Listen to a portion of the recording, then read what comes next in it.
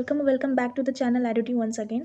सो आज के इस वीडियो में हम कुछ नर्सिंग एप्टीट्यूड के क्वेश्चन देखेंगे जो सी नेट एग्ज़ाम में पूछे जा सकते हैं या ऐसे क्वेश्चन हमारे एम्स बीएससी नर्सिंग में भी पूछे जाते हैं।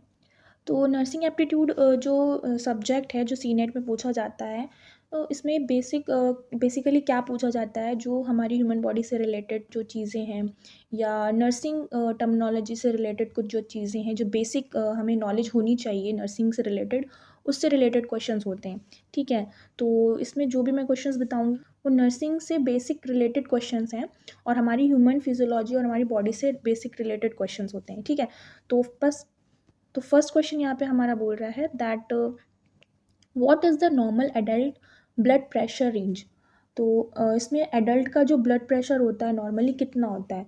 तो सबसे पहले तो नर्सिंग एप्टीट्यूड में वाइटल्स बहुत पूछे जाते हैं। वाइटल्स मतलब जो हमारी बेसिक हमारी जो चीज़ें होती है, फॉर एग्जांपल रेस्पिरेटरी हो गया और हमारा ब्लड प्रेशर हो गया, हमारी हार्ट रेट हो गई, टेम्परेचर बॉडी का। तो ये सब बेसिक चीज़ें होती है जो ह्यूमन बॉडी से रिलेटेड होती है, जिनको हम वाइटल साइंस बोलते हैं। तो इससे भी क्वेश्चंस बहुत आते हैं। तो यहाँ पे पहला क्वेश्चन ही हमारा वाइटल का ही है कि what is the normal adult blood pressure range. तो ब्लड प्रेशर कितना होना चाहिए, ऑप्शंस गिवन है 120/80, 130/90, 140/90, 100/60 mm ऑफ एच जी।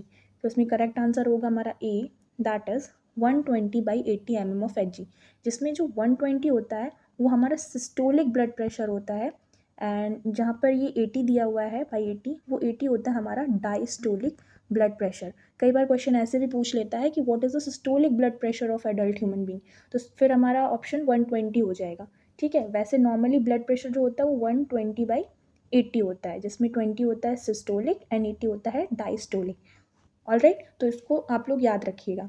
फिर नेक्स्ट क्वेश्चन है which of the following is the main purpose of hand hygiene in nursing. Nursing में hand hygiene एक process होती है। Hand hygiene in the sense hand को वॉश करना, अपने हैंड्स को क्लीन रखना। तो हम ये इसका पर्पस क्या होता है हैंड हाइजीन का नर्सिंग में।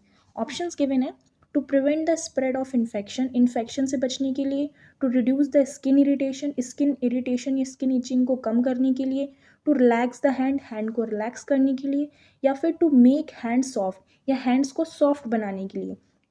तो नर्सिंग फील्ड में हमारा मेन इसका पर्पज़ यही होता है होगा to prevent the spread of infection, that is a option is correct answer.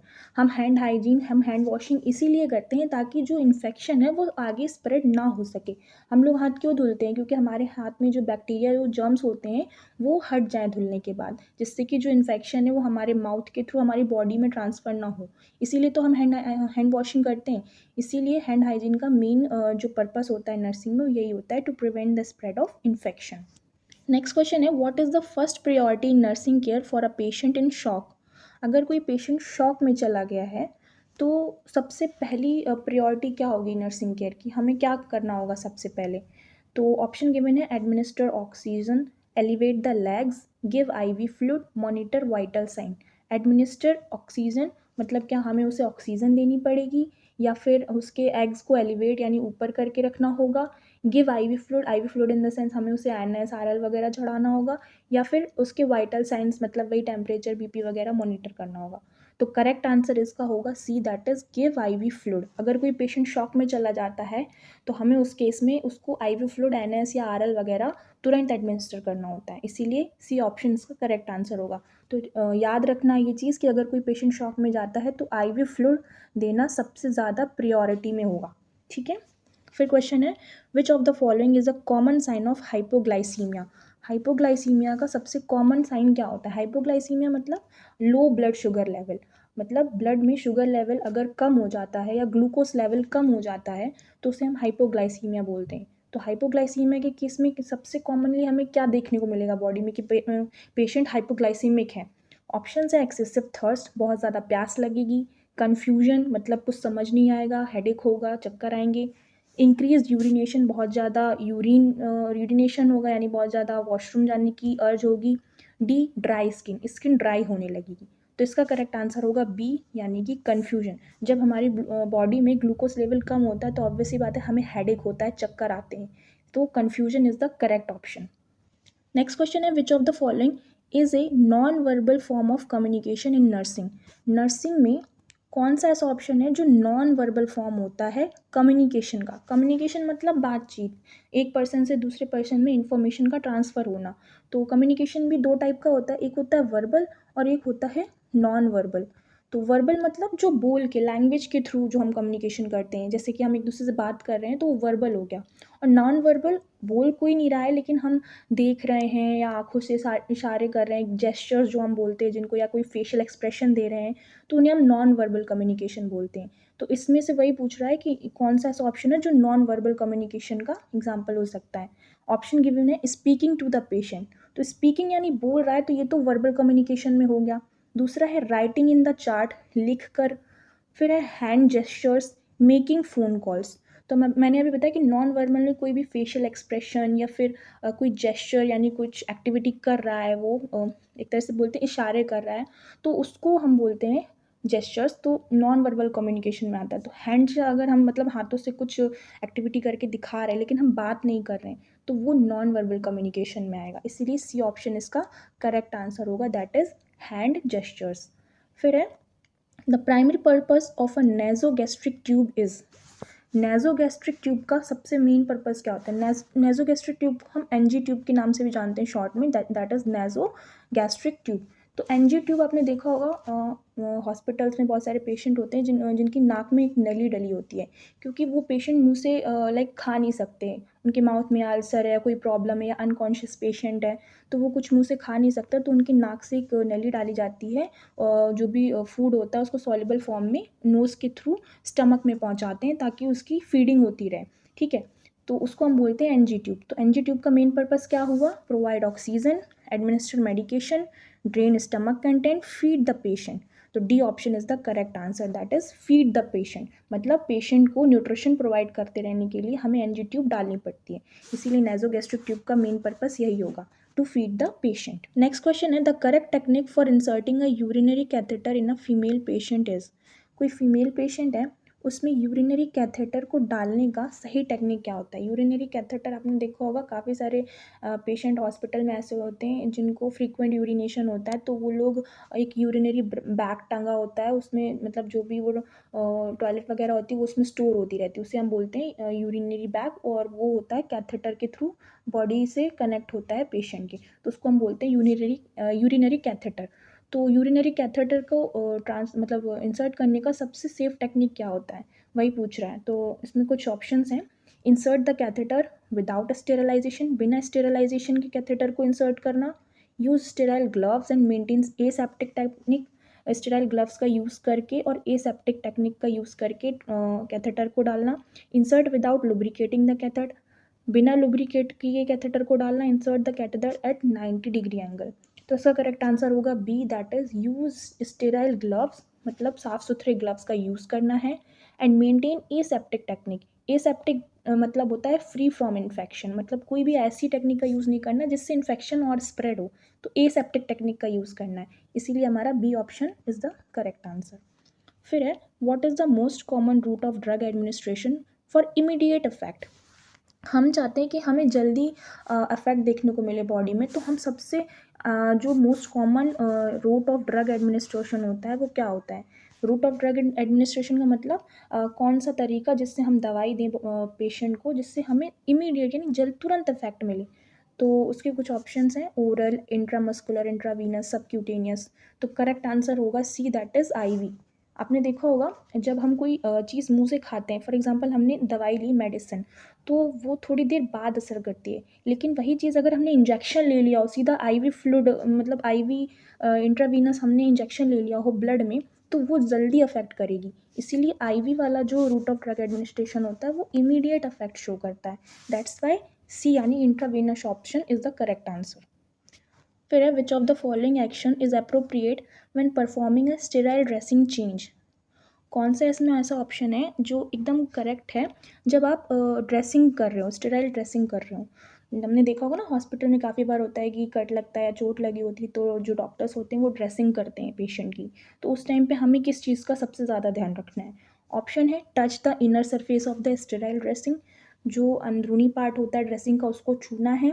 Use gloves that are sterile, ऐसे ग्लव्स का यूज़ करना है जो स्टेराइल यानी साफ़ सुथरे हों। Keep the dressing in contact with non sterile surface, जो ड्रेसिंग है उसको नॉन स्टेराइल सरफेस से टच कराना है। Wear only one sterile glove, केवल एक साफ सुथरा ग्लव पहनना है, दूसरे में नहीं पहनना है। तो करेक्ट ऑप्शन इसका होगा B, that is use gloves that are sterile. ऐसे ग्लव्स पहनना है जो स्टेराइल हों, ताकि हम इन्फेक्शन को और ज़्यादा स्प्रेड ना कर सकें। ठीक है, फिर पूछ रहा है which of the following condition is a Contra indication for giving a live vaccine.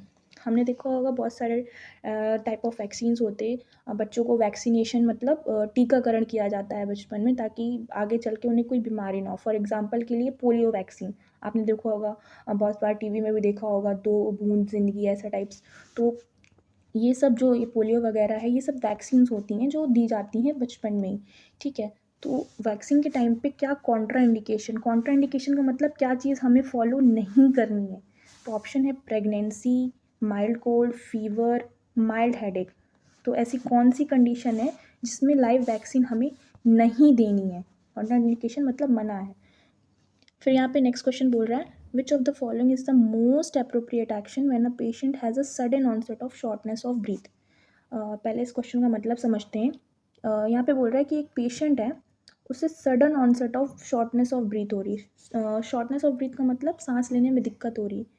एक पेशेंट है, उसे अचानक से सांस लेने में दिक्कत हो रही है, तो उस वक्त पे सबसे मोस्ट अप्रोप्रिएट एक्शन क्या होगा, मतलब उस वक्त हम क्या ऐसा करेंगे जिससे उसकी सांस लेने में जो दिक्कत है वो प्रॉब्लम सॉल्व हो जाए। ठीक है, ऑप्शन के मैंने ask the patient to breathe slowly, हम पेशेंट को बोलेंगे कि धीरे धीरे सांस लो। एडमिनिस्टर ऑक्सीजन इफ़ अवेलेबल, हम उसे ऑक्सीजन एडमिनिस्टर करेंगे अगर वहाँ पे अवेलेबल है तो। Allow the patient to rest, हम पेशेंट को बोलेंगे कि आराम करो। इंकरेज डीप ब्रीथिंग एक्सरसाइज, या हम पेशेंट को बोलेंगे कि गहरी गहरी सांस लो। तो करेक्ट आंसर इसका होगा B, that is administer oxygen if available. अगर ऑक्सीजन अवेलेबल है तो हम उसको ऑक्सीजन मास्क लगा के ऑक्सीजन प्रोवाइड करेंगे, क्योंकि क्या हो रहा है, उसको सांस लेने में दिक्कत हो रही है, दैट मीन्स उसके लंग्स में ऑक्सीजन नहीं पहुंच रही है। तो हमें सबसे पहले वही काम करना है कि ऑक्सीजन को उसके लंग्स तक पहुंचाना है, और उसका एक ही तरीका है, हम O2 मास्क वगैरह के थ्रू उसको ऑक्सीजन एडमिनिस्टर करें। ठीक है, तो ये इसका जो है वो मोस्ट अप्रोप्रिएट एक्शन होगा। नेक्स्ट क्वेश्चन है which of the following is a sign of deep vein thrombosis. इसमें से कौन सा ऐसा ऑप्शन है जो डीप वेन थ्रोम्बोसिस का साइन होता है। डीप वेन, डीवीटी मतलब होता है पैरों की जो नसें होती हैं उसमें ब्लड की सप्लाई नहीं प्रॉपर हो पाती है, जिससे कि पैरालिसिस वाली कंडीशन फील होती है पैरों में। ये मोस्टली जब हम बहुत देर तक बैठे रहते हैं या बहुत देर तक खड़े रहते हैं तो ऐसा हमें पैरों में फील होता है, जिसको हम डीप वेन थ्रोम्बोसिस बोलते हैं। क्या इसका साइन हमें देखने को मिलेगा, redness and warmth in the calf, severe headache, chest pain, cough, nausea and vomiting. तो करेक्ट आंसर होगा इसका redness and warmth in the calf. Calf muscles हमारे जो ये फीमर वाला पार्ट होता है लेग्स का, उसके जो पीछे का जो पार्ट होता है उसे हम काफ मसल्स बोलते हैं। तो उस एरिया में हमें रेडनेस और वार्मथ देखने को मिलेगा। फिर नेक्स्ट क्वेश्चन है when performing CPR on an adult how deep should chest compression be. जब हम एडल्ट में CPR देते हैं, CPR मतलब कार्डिक पल्मोनरी रिसक्सिटेशन। काफ़ी बार ऐसा आपने टीवी में देखा होगा, जब कोई किसी की दिल की धड़कन बंद हो जाती है, जैसे कार्डियक अरेस्ट आता है, कोई सांस नहीं लेता है, तो हमने देखा होगा अपनी एक एक्टिविटी करते हैं कि हाथों से हम चेस्ट को दबाते हैं, CPR देते हैं, उसको हम बोलते हैं CPR देना। तो उस वक्त हम CPR में क्या करते हैं, चेस्ट को कंप्रेस करते हैं और मुंह से सांस देते हैं, ताकि वो जो पेशेंट है या जिसको CPR दे रहे हैं वो सर्वाइव कर जाए, राइट। तो उस वक्त हमें कितना चेस्ट कंप्रेशन कितना डीप देना है वो पूछ रहा है। ऑप्शन है at least 1 inch, at least 1.5 inches, at least 2 inches, at least 3 inches. तो करेक्ट आंसर होगा C, that is at least 2 inches. हमें कम से कम 2 इंचेस चेस्ट को कंप्रेस करना होता है। फिर है which of the following is the best method for assisting. फिर है which of the following is the best method for assessing a patient's pain. कौन सा इसमें से सबसे बेस्ट तरीका होता है पेशेंट के पेन को असेस करने का, कि पेशेंट को दर्द हो रहा है, हम कैसे पता करेंगे। ऑप्शन है मीजरिंग वाइटल साइन, उसके वाइटल्स चेक करेंगे, वाइटल्स मैंने बता दिया क्या होता है, वाइटल मतलब उसका BP, टेम्परेचर, ये सब चेक करके। या फिर asking the patient to rate pain on a scale of 0 to 10, या हम पेशेंट को बोलेंगे या उससे पूछेंगे और उसके हिसाब से हम एक पेन स्केल होता है जिसमें हम उसके फेशियल एक्सप्रेशन देख के स्केल में मतलब रेटिंग करते हैं कि हाँ इसका दर्द इतना है, ज़्यादा हो रहा है या कम हो रहा है। ठीक है, या फिर ऑब्जर्विंग फेशियल एक्सप्रेशन ओनली, या चेकिंग फॉर मसल टेंशन। तो करेक्ट आंसर इसका बी होगा, क्योंकि एक पेन स्केल होता है जिसके थ्रू हम फेशियल एक्सप्रेशन देख के या पेशेंट से पूछ के पता लगा पाते हैं कि पेशेंट का दर्द कितना ज़्यादा है। तो ये सबसे बेस्ट मेथड होता है, इसीलिए पेन स्केल वाला मेथड जो ऑप्शन है वो ठीक करेक्ट होगा। फिर है what is the primary purpose of the nursing process. Nursing जो प्रोसेस होती है उसका प्राइमरी पर्पस क्या होता है? To provide systematic approach to patient care को एक सिस्टमेटिक अप्रोच प्रोवाइड करना, टू इवेल्युएट मेडिकेशन को इवेल्युएट करना, to assess financial need of patient की जो आर्थिक व्यवस्था है उसका पता लगाना, to ensure compliance with hospital policies या फिर हॉस्पिटल पॉलिसीज़ के बारे में पता करना। तो करेक्ट आंसर इसका होगा A, that is to provide a systemic approach to patient care. Patient को एक सिस्टमिक तरीके से एक केयर प्रोवाइड करना, उसको आराम देना, यही नर्सिंग प्रोसेस का मेन पर्पस होता है। इसीलिए ए आंसर इसका करेक्ट आंसर होगा। ठीक है, तो ये कुछ 15 क्वेश्चंस थे, तो जनरल थे, जो कि जनरल नर्सिंग एप्टीट्यूड के क्वेश्चंस थे। आई होप आप लोगों को ये क्वेश्चन समझ में आएंगे। बाकी क्वेश्चन हम नेक्स्ट वीडियो में देखेंगे। Thank you so much for watching this video.